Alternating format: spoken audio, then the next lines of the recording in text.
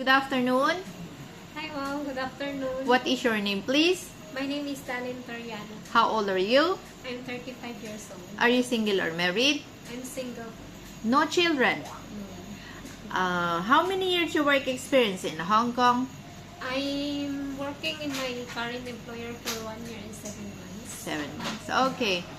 Aside of Hong Kong, do you have any experience to taking in other country? I mean, Yes ma'am, I have 6 years experience in Singapore with 2 employers, 2 contract.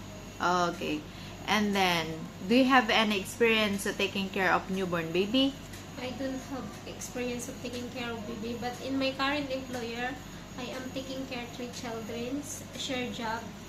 Their age is 1.5 years old, 4 years old and 7 years old. Okay. Do you have a experience to taking care of elderly? In my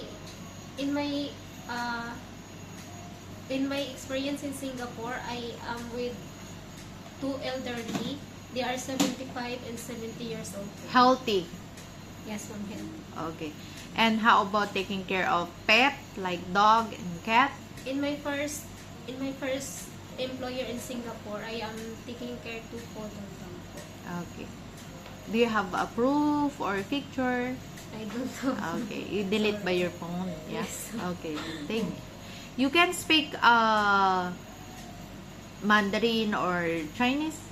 I can understand some Cantonese words, but I cannot speak. Okay. Some. Do you have any medical history? No, ma'am. Tattoo? No. Okay.